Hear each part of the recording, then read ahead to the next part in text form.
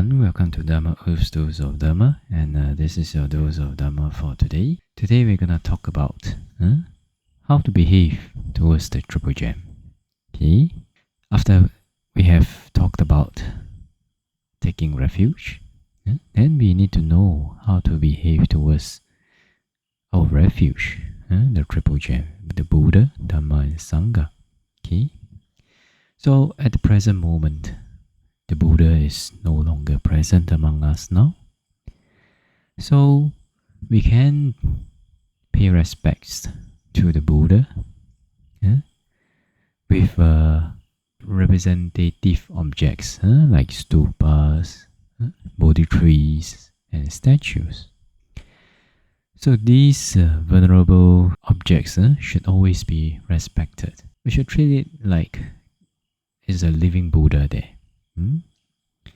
Therefore, there are some, common practices throughout Sri Lanka and also in other parts of the Buddhist countries. Okay, there may be some difference, but they all evolve around respect. Okay, so for example, when we approach maybe a place where they house, where they have a big Buddha statue, or if we are approaching a Bodhi tree or a stupa, then we should do so with respect. Yes, and treat it like the Buddha is there. Okay. Then we should try not to approach it under the umbrellas or wearing headgear like wearing caps or wearing helmets, etc. And we should also not enter such places wearing footwear. Okay. Therefore, in Sri Lanka, in Myanmar, I think also probably in Thailand, not so sure about the situation in Thailand. Whenever you enter the Dharma hall, you do not enter with footwear. You do not wear your shoes in. Okay, like that. But if you go to a convention hall, right? If any Buddhist organization hold an event in a convention hall, then depending on situation, if it is the kind of a convention hall and it is an exhibition and there are many people from the public which are also non-Buddhists, and there are thousands of people around, then it may not be practical to remove shoes, and also maybe due to regulations of the place, etc. Then in these cases, then we try to respect the organizations that are in charge of the convention hall. But if we pay respects to Buddha, we can also do so by removing our shoes inside, place it beside you, and just prostrate and pay respects, and then wear your shoe back again. Okay. The important thing is not to do so with disrespectful mind. Okay, like that. And if we find that the meditation hall or any other halls in a monastery, they are unclean, then it is good to clean them also, like that. So we should also be careful about utilizing the things in the temple that offered to the temples or the Buddha. Okay, there is an example. So in the past, in the island of Sri Lanka, there was a piece of cloth offered to a stupa, or what they call a chaitya. And at that time, this flag was blown away by the wind and fell into a field.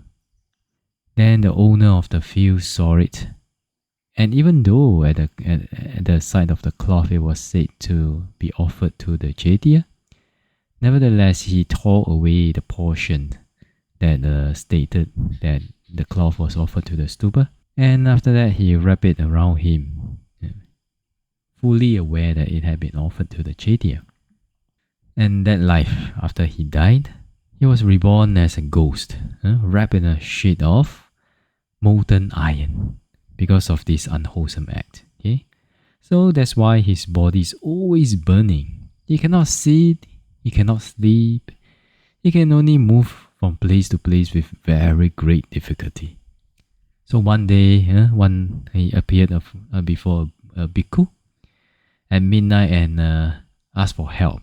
Okay, so the bhikkhu felt sorry for him, and he asked him, okay, so what should be done? So the ghost said that he must offer 1,000 flags to the same Chaitya to overcome this suffering. So that bhikkhu, because of compassion towards the ghost, so they found some cloth, then he made about 50 flags, and then he offered the flags to the Chaitya and transferred the merits. And at the night where he transferred the merit, the Peta came and informed the bhikkhu that, part of his molten iron sheet has been removed, has been dissolved, has disappeared. So the Thera again prepared 50 flags and offered again, and then the bhikkhu continued to find flags, find cloths to make flags and offer to the Chaitya until at the completion of the 1,000 flags offering to the Chaitya, the ghost was finally relieved and became comfortable. Okay, so may the listeners realize the seriousness of the ill effects of taking things belonging to the Buddha. Okay, like that. So nowadays, many people say that, you are praying to a statue, right? These are only statues. These are idol worships. Actually, for Buddhists, it's not like that. Okay, when we pay respects to the statue or the Bodhi tree or the stupa, actually in our mind we are paying respects to the excellent qualities, the uncountable excellent qualities of the Buddha and the Dhamma and the Sangha, of course. So with that in mind, we pay respects. And how does this help us? So it helps us to increase our faith. And of course, according to Buddha's teachings, faith is one of the key factors for us to start practicing Dhamma, right? And also, it helps us to humble ourselves, okay?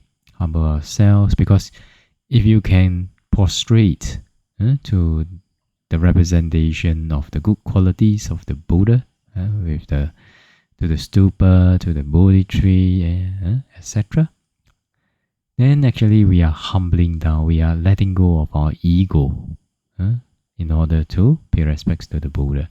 With this, we cultivate a good mind to be able to receive Dhamma teachings. Okay? And thirdly, we cultivate the seeds for respect. Many people in the world, they complain that, people don't respect me, you should respect me, and they fight for people to respect them.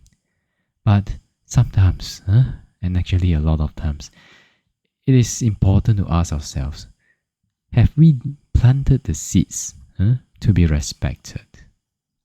Did we do anything that deserves disrespect? Or have we done things that deserve respect? If we have not, then is it really amazing that people don't show you respect? No, it makes sense, isn't it? We have not done respectable things. We have not cultivated the seeds of respect. Then how do people respect us, right? So prostrating and showing respect to the excellent qualities of the Buddha by the representations of statues, Bodhi trees, and stupas. These are also planting the karma seeds for respect. Therefore, let us have a correct attitude when paying respects to statues, Bodhi trees, and stupas. Okay? So, this is how we should respect and behave towards the Buddha Ratana. Okay? So, may this sharing help everyone to understand how to behave towards the Buddha Ratana in this present era. Right? Alright, so that's your dose of Dhamma for today. We shall be well, peaceful, and happy. And may the Triple Gem bless all of us to be able to attain path, fruition, and nibbana as soon as possible. Sadhu, sadhu, sadhu.